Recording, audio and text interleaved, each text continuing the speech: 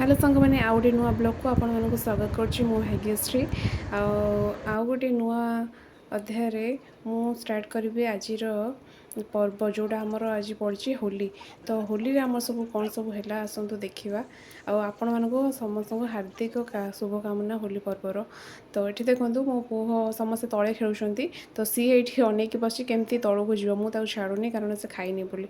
तो सी ए खाई सारे तो रेडी होगा तार बाबा सहित जीव तौक ता सांग ता सांग नुहे ता भाईर सांग मैंने सब आसुँच तो सी सब मिसिकी मजा मस्ती सब करेंगे। ये रास्ता सारा आमर कलर रे पूरा उड़ीला आमर आज छुआ जिते सब जाक रंग एपट सेपट करके दौड़ा दौड़ी करके जहाँ खेलिले आम तो कई खेलनु से सब ऊपर सब देखुलु से जी धूआं उड़ौ था सब जाक बालकनी भितर पशाए। तो मुझे कबाटा देदेली तो मो पु को देखो ये से कौन हो दी भाई मिसिकी कौन कर कलर कर सारे भितर मोर चली मो रोसे कार्यक्रम जो थे आमर आज हम पनीर भेज हम नन भेज हम दुटाक आइटम। तो भेज रे आमर ये पनीर हम आउ गोटे हलदिया भात हम जोटा आमर मीठा राइस भी कहती कि मीठा बिना मीठार करी। ये मो पनीर को आग काटी कुटी देवी। तो नॉर्मल आमर पनीर जमी रेसिपी होगा कथा जो नॉर्मल पनीर मसला मुझे करी।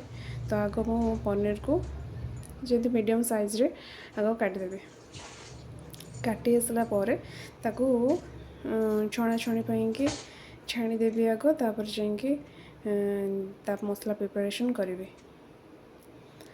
ये पनीर को बेस बड़ा साइज रे काटिनी मीडियम रे रखीदी कारण आम 2-3 जन खाइब समस्ते खाइबे भेज नॉन भेज।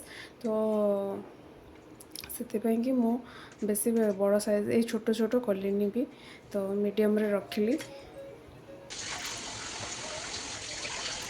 पनीर मोर सब कटा हो सारे एपटे मु आग कड़े बसईदेली गैस रे तापर मु मसला प्रिपरेशन कली। आज मुझे एपट सेपट कम कर बहुत गुड़े कम अच्छे तो से एपट सेपट कर देखी।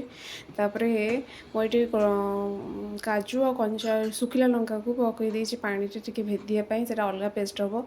तो अदा रसुण पेस्ट आग करदेली खाली अदा रसुण आ कि मिसईनी हाँ डालचीनी खंडे और पिज गोटे मिसईली बस से मसला आ कि हबार नहीं। बाकी से जो काजू पेस्टा से पछरे हम तार मसला कषीगला सेटा पेस्ट कर पके ताको ग्राइंडिंग करके मु पके सारा हो सारापर पनीर को छाणीदेली। पनीर टाक छाणीगला मु एपट सेपट करुँचे अधा सेपट कर अधा एपट रोषे करुँचे मत तरबर ये पड़ी। तो मोर सेपटे सरीगला पनीर छणा तापर मो मसला मु रेडी करें। मसला मु आग पियाज भाजी देकी मसला ऐड कर जी मसला आउ कि काठ मसला मुझे ऐड कलेनी तो पनीर काठ मसला पड़े भल लगे। तो मु नॉर्मल रखिली मसलाटा मसला पास गुंड मसला हल्दी गुंड लंका गुंड जीरा गुंड धनिया गुंड ये मुझे जीरा गुंड स्किप कर जीरा गुंड पड़नी धनिया गुंड पकईकी कषिक आसीदेला तापर टमाटर ये मो पेस्ट पकेबी टमाटर कंचा टमाटर पड़ोनी मुझे टमाटर को से काजू रे बाटिकी देदेवी। ये मसला कषिला पानी देदेली सेपटे जी रखी काजू सुखिला लंका से ये टमाटर रे पकईकी पेस्ट करके से देदेवी। काजू पेस्टा देले पनीर टेस्ट टे भल आसे भल भी लगे पनीरटा। तो काजू पेस्टा निहाती जहाँ भी पनीर देवा उचित। मोर होगला तापर मुझे मसला को नहीं पकईदेली से मसला कषिगला टे मुझे टमाटर पेस्टा को पकईदेली मसला पुणी आउ टे जस्ट पानी देकी आउ टे टाइम कषिया पड़ो न कषिले से स्मेल हम टमाटर गंधटा। तो मुझे छाड़देली कषापी पड़े मो रूप देखो मुझे जमा भी कलर फलर लगानी मत कलर ही लगे पसंद नुहे।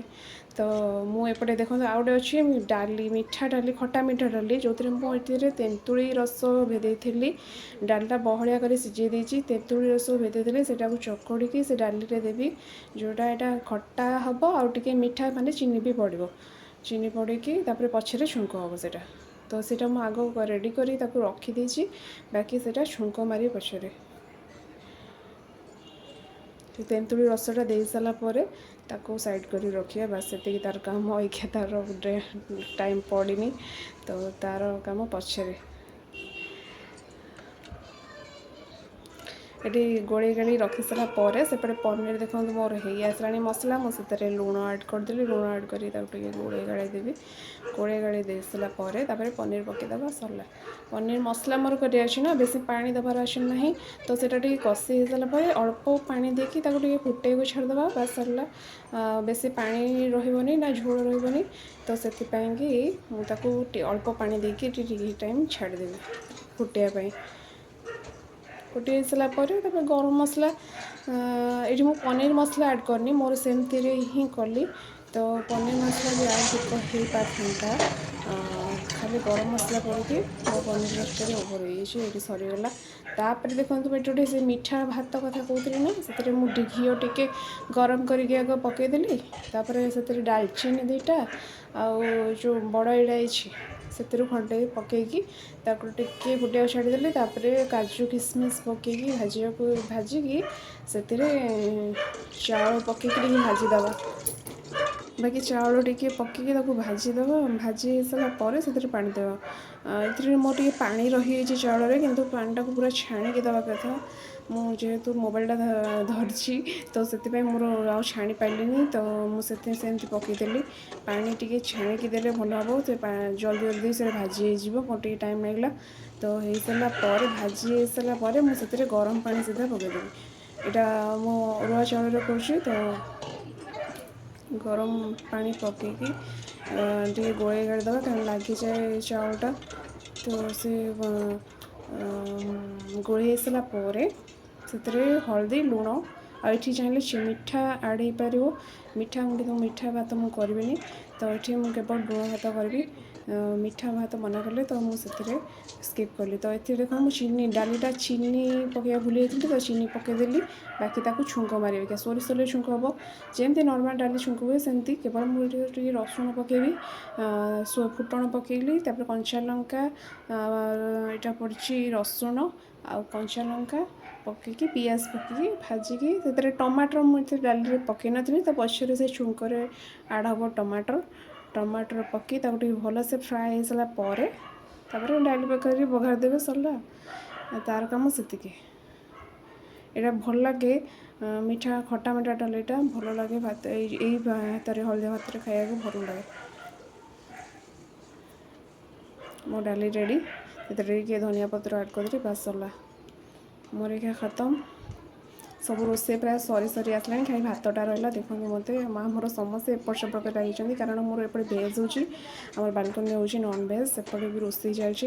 ତ ଆଜି ଯେହେତୁ ହୋଲି, ତ ସମସ୍ତଙ୍କ ପ୍ରୋଗ୍ରାମ୍ କିଛି ନା କିଛି ଭଲ ଖାଇବେ, ତ ସେଥିପାଇଁକି ଆମକୁ ଏପଟ ସେପଟ ହେଇକି ରୋଷେଇ କରିବାକୁ ପଡ଼ୁଛି। ମୋର ଭାତ ବି ହେଇଗଲାଣି, ଦେଖନ୍ତୁ ପୁରା ରେଡ଼ି। ତ ପୁରା ଗୋଟା ଭାତ ହେବ, କିଛି ନାହିଁ। ଆଉ ପାଣି ସେଥିରେ ହିଁ ମରିବ, ବାକି ଏଇଟା ଗଳା ହେବନି, କାରଣ ଘିଅର ଛୁଙ୍କ ଦେଇକି ଏଥିରେ ହେଇଛି ନା ଘିଅର, ନହେଲେ ତାର ମରିଯିବ ତା ଟେଷ୍ଟଟା। ତ ସେଥିପାଇଁକି ସେ ପାଣି ସେଇଥିରେ ହିଁ ମରିବ। ଏପଟେ ଦେଖନ୍ତୁ ମୋ ମଟନ୍ ବସିଛି, ସେପଟେ ଭାଇ ରୋଷେଇ କରିଥିଲେ, ତ ମଟନ୍ ବସିଛି ତାଙ୍କର, ହେଇନି ଏଯାଏଁ।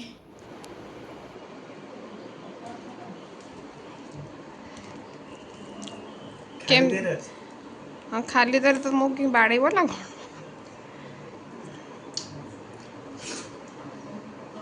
କେମିତି ଲାଗୁଛି? ହଉ।